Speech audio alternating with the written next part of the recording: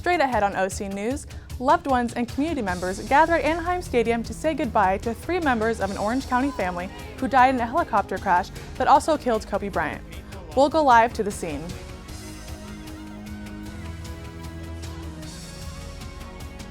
It was a big night in Hollywood. We'll have a recap of the Oscars and, of course, all the fashion. Get ready, the first pitch of the new baseball Titan season is this week. And if you're depressed, just keep thinking about Valentine's Day. This idea just might be the perfect way to celebrate your ex. Also, these stories and much more, OC News starts right now.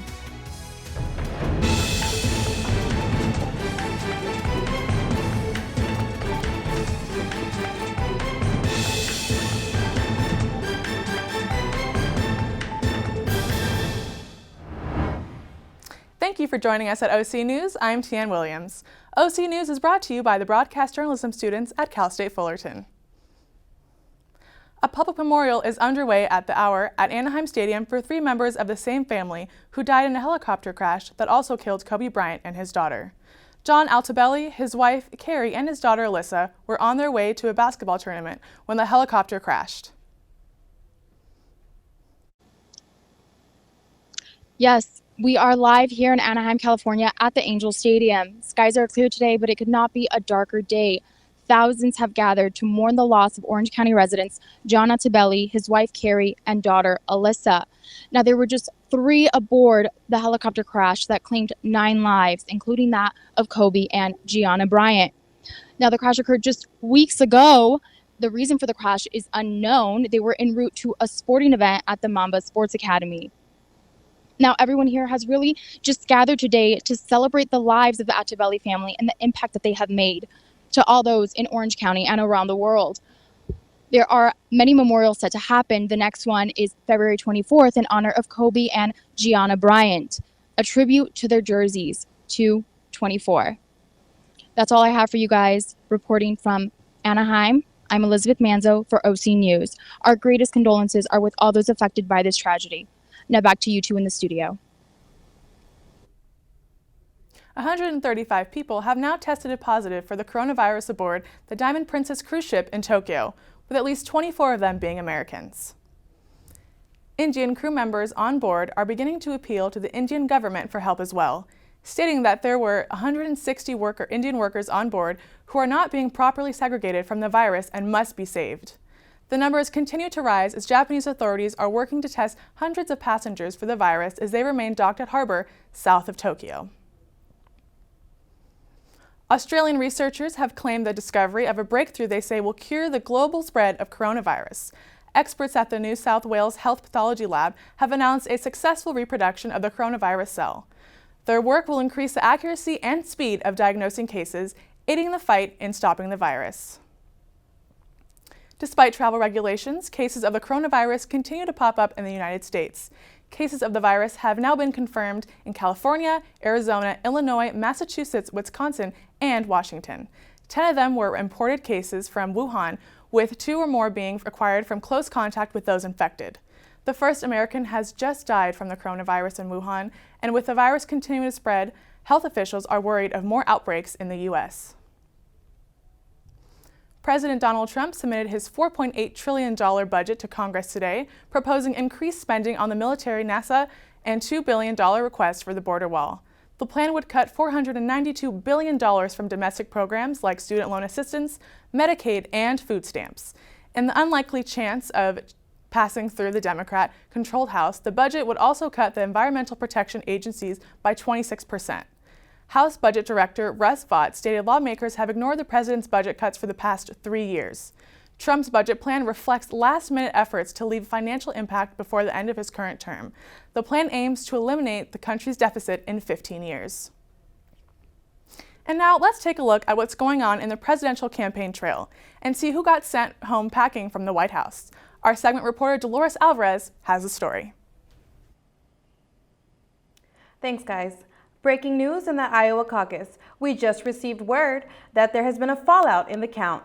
Sanders and Buttigieg are asking for a recanvass.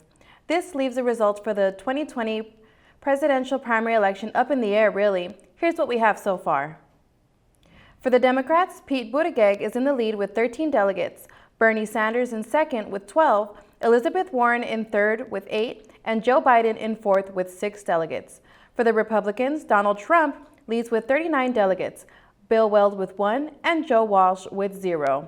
Both parties need a total of 40 delegates declared to announce a single candidate for the run. Donald Trump fires his second key witness today after his impeachment acquittal. Sources tell us that a handful of Republicans actually tried to stop Trump from firing Gordon Sondland, the ambassador to the European Union, and Lieutenant Colonel Alexander Vindman, the top Ukraine expert at the National Security Council, both of whom testified in House hearings. The second name was revealed today. Vindman was dismissed earlier than expected. Even his twin brother, Lieutenant Colonel Evgeny Vindman, who served as a National Security Council lawyer, was fired suddenly and with no explanation.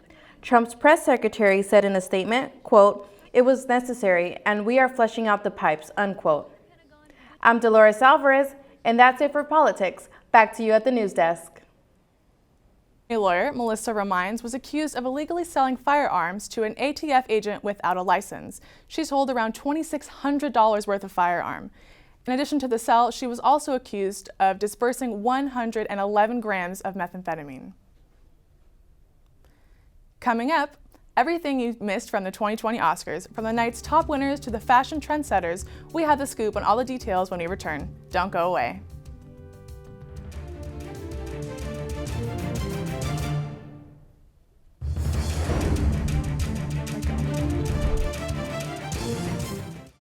My mother was always very familiar with her neighborhood, but one day she stopped at the stop sign for much longer than usual. And she didn't know whether she should go forward or turn, and she wasn't even really sure where she was at. It was very unsettling for her. I felt so much better after my son told me, "Mom, I don't want you to worry or be afraid. I'll be there for you and we'll figure it out."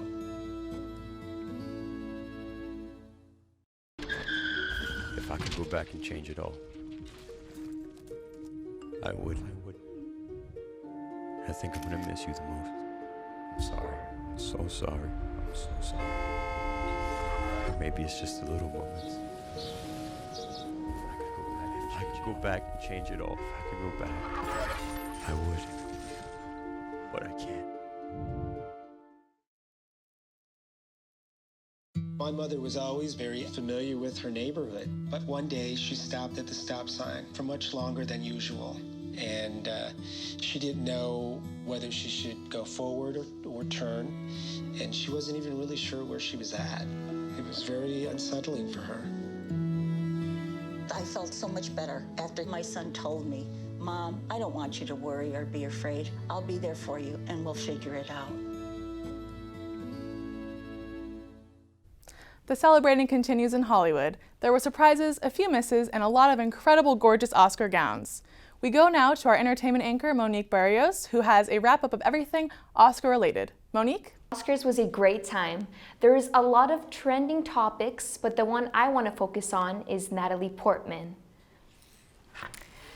The longtime actress presented at the Oscars this year wearing a black cape to represent the women directors who were not nominated for this year's category for Best Director. The names of the female directors were sewed in gold on the side of her cape. This year, only male directors were nominated. Portman believes there is a lack of representation of female directors being nominated. It was one of the biggest nights of Hollywood. The 92nd Academy Awards took place last night in the Dolby Theater. Parasite made Oscars history, being the first South Korean film to win the biggest award of the night for Best Picture. Disney classic Toy Story 4 wins Best Animated Feature Film. Brad Pitt won Best Supporting Actor for Once Upon a Time in Hollywood. Lauren Dern won Best Supporting Actress for Marriage Story. And Renee Zellweger won Best Leading Actress in the feature film Judy. Joaquin Phoenix Yes, Monique, that's right. played Best Character, Joker, and won Best Lead Actor at the Oscars. Elizabeth Manso has some reactions from his win at the Oscars after party last night. Thanks, Elizabeth. Some of the biggest stars in Hollywood started the new decade at the Oscars wearing glamorous fashion. Let's look at some of the most trendiest things at the Oscars.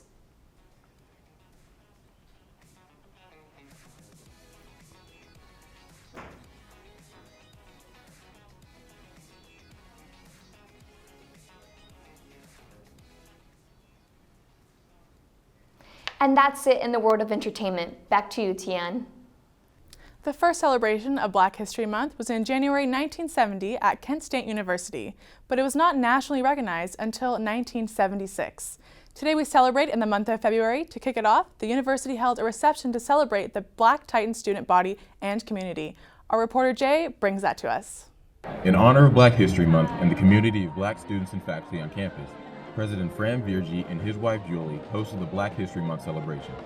With catering and live music, the congregation celebrated the art, achievement, and culture of the Black Titan community. Well, it was a good event. I've been here for over a decade, and it's always nice when we celebrate Black history and Black folk at Cal State Fullerton, so it means a lot to me. The main event was the sharing of love letters from students and faculty to the community. They told their stories of love, support, and inspiration. My community molded me, shaped me into the man I am and what I'm still becoming. It loved me at times, but I didn't love myself. We should never forget that as much. In light of recent campus events, this gathering served as a beacon of hope and support from the university. Olora Walker, External Vice President of the Black Student Union, spoke on the proceeding. What this basically means to BSU is just that we are seen on campus. I guess that let us know that we are seen, and there are people that are here on campus that are willing to help us and willing to help create that sense of community and space and safe space for Black students here on campus. President Virgie presented his love letter to the Black community. Dear Black Fullerton community, I write to assure you that I hear you. I write to declare to you that we need you. I write to share that I love you. And I write to commit to you that I am with you. We want to create a community that will generate students that will go out into Orange County and out into California and the nation and help change the world. For OC News, I'm Jay Elder reporting. Coming up, the Titans softball team had a busy weekend hosting the Titan Classic softball tournament.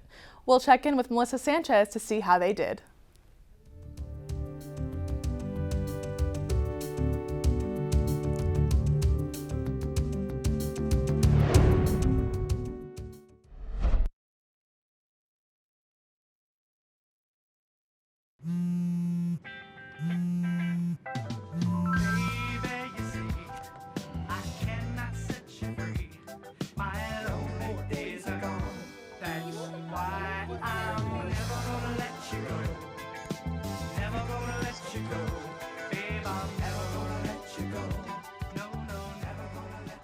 Here you go.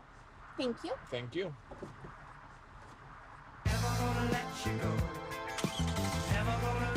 When I was in foster care, I never knew when I would have to move. So I always had my suitcase ready to go. Then one day I was adopted. My new parents opened their hearts and home to me. My parents cook my favorite breakfast for me every morning. My parents take me on trips I never thought I would go on. They gave me a home and an even better reason to use that suitcase. My parents aren't perfect, but they're perfect for me. Up next, we have Melissa with our sports segment from the Titan softball team. Thank you, Tian. The Titan softball team hosted the Titan Classic this past weekend. After starting the tournament 3-1, they would face LMU on Sunday. The Titans took the win, picking up their 4th of the season. Freshman Megan Delgadillo would start off her college career with a bang, raking up 11 hits in 5 games. Also, Kelsey Whitmore would supply the power for the Titans, hitting 2 home runs, including a walk-off home run in Game 2 against San Jose State. And congrats to Kelly Ford for getting win number 250 as a head coach at Cal State Fullerton.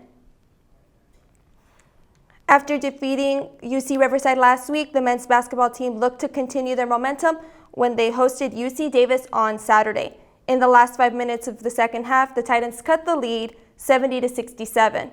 The Aggies bounced back and took the win 87-81. Meanwhile, the women made a comeback of their own this past Saturday as they defeated UC Riverside 71-61. They now hold a 4-4 record in the Big West and an overall record of 12-9. Baseball is only 4 days away. The team is coming off a 27-26 overall record and is looking to become playoff contenders in this spring after they fell short last season. The team will lead off their season against Stanford with a 3-game series. Opening day will be this Friday evening, February 14th at Stanford at 6:05. Former Titan baseball infielder Justin Turner now has some new teammates on the Los Angeles Dodgers. The awaited blockbuster trade between the Dodgers and the Boston Red Sox finally became official yesterday afternoon. MLB superstar outfielder Mookie Betts and pitcher David Price will now be wearing the Dodger blue. In turn, the Red Sox will receive outfielder Alex Verdugo, shortstop Jeter Downs, and catcher Connor Wong.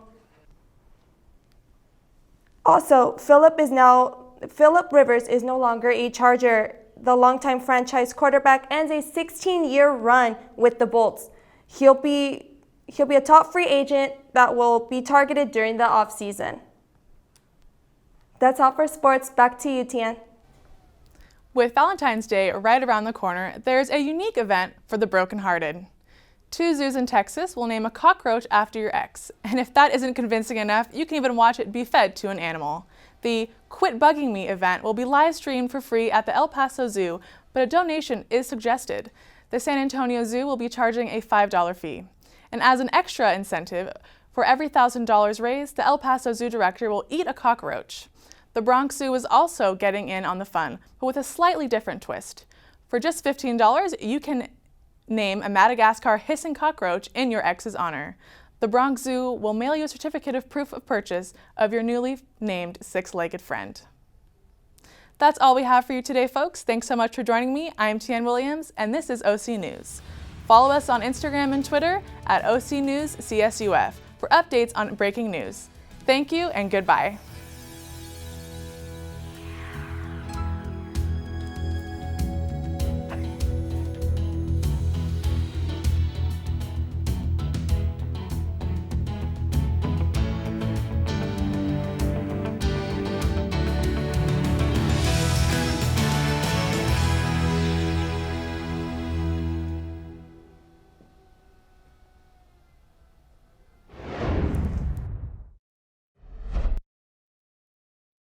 Your son